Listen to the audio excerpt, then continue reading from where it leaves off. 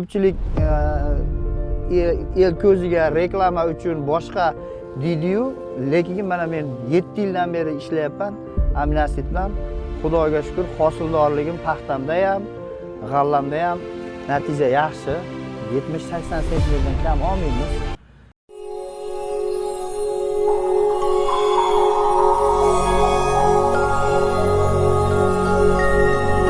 Namangan viloyati Norin tumani Foziljon Qizilxumor fermer xo'jaligi.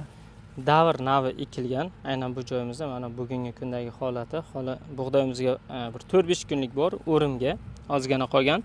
Bu holati donlar zo'r to'lishi. Zohidjon aka, necha marotaba Aminosit bilan ishladingiz aka? Aminosit bilan 5 marta ishladim. Yilda ham kami 4 marta, 5 marta ishlaymiz. O'g'it Pashti mana bir 7 yildan beri ishlayotgan bo'lsam, Aminosit bilan o'g'itni yildan yilga kamaytirib, yil 300 kiloga tushirdim. Mineral o'g'it. Mineral o'g'it. 150 kilo karbamid, 150 kilo siltra bo'ladi. G'allani 20-25 sm bo'lguncha ko'pchilik o'zi ikkinchi o'g'itini berishni boshlaydi. Men bir marta ham o'g'itlamayman. Lekin suspenziyani ishlaysiz. Suspenziyani kamida 20-25 sm bo'lguncha 2 marta ishlab bo'laman. U 20-25 sm tizaga kelgandan keyin 150 kilodan karbamidini beraman. Yana bakidan oziqa, ko'proq bakidan oziqa bilan pishiraman. Har yili ham o'zlaring ham kelib ko'rasizlar. Xudo xolasa natija yaxshi. 70-80 sentnerdan kam olmaymiz. Xudo xolasa g'alalarimiz yaxshi. Bu yil ham 5 marta ishladik. Xudo xolasa mana paxtalarni ham ko'rdingiz o'zingiz. Albatta. Xudo xolasa oldi gullab. Oldi gulga kelib qoldi. Oldi gulga keldi o'zi. Davr navi nisbatan boshqa g'allalarga nisbatan bo'yi biroz pastroq bo'ladi. Boshoq ko'rinishi ham sal kichkinaroq, lekin massa jihatidan yaxshi. Ya'ni og'ir tosh bosadigan bug'doy navlaridan biri hisoblanadi. Pishishi yaxshiroq. Keyin bu navda yaxshi xususiyati kamroq ekilgan taqdirda ham yaxshi tuplab bera oladi. Ya'ni mahsuldor tuplar soni ko'proq bo'ladi.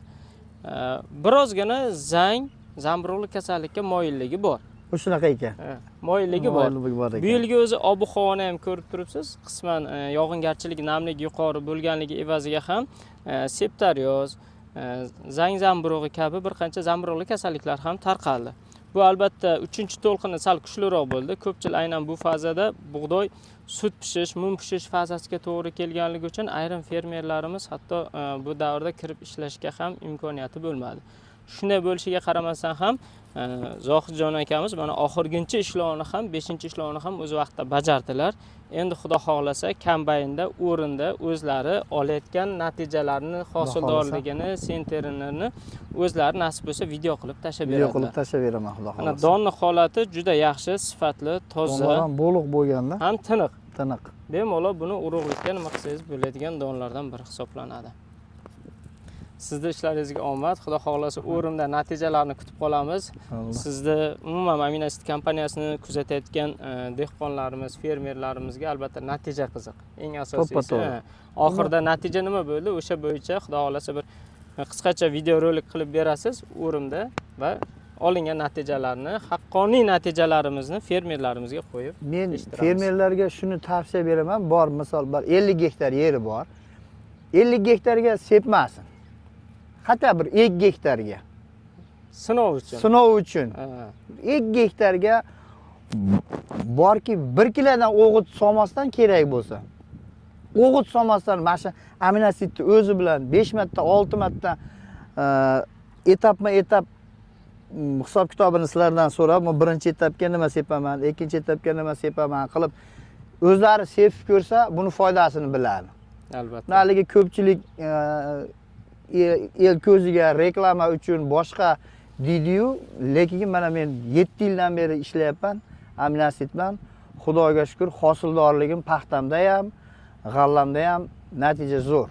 Albatta, bu natijalaringiz biz dalangizda qo'llagan zamonaviy texnologiyalaringizdan ko'rdik. Ya'ni Shinjon usuli, kapilli sistema, tomchilatib sug'orish, bundan tashqari yerlarni ham lazerli apparatlar olib tekislagansiz. Lazerli apparatlar Bu ham bor. juda yaxshi narsa, chunki lazerli apparat ham yerda tekisligi, uroven qancha to'g'rilab bersa, albatta undagi boshqa agrotexnik jarayonlar, ya'ni chigitni bir xil tushishi, donlarni bir xil ekilishi, sug'orishni oson bo'lishi, o'g'itlash jarayoni me'yorida ketishi, bular hammasi tekis va qulay bo'lib o'tadi. Aynan shuning uchun ham ko'p dalalarimizda o'sha yerlarda notekisligi evaziga ham ekinlarimiz har xil ko'rinishda bo'lib qoladi. Ayrim joylari pishadi, ayrim joylari kech qoladi. O'shandan juda ko'p hosildorlikda ham nobudgarchilik kuzatiladi albatta. Hosilni olishga oldik. Buni o'z vaqtida to'g'ri yetishtirib olish ham bir katta san'at. To'g'ri. Buni ham alohida e'tiborga olib qo'yish kerak. Parvarishda ish ko'p-da, baribir.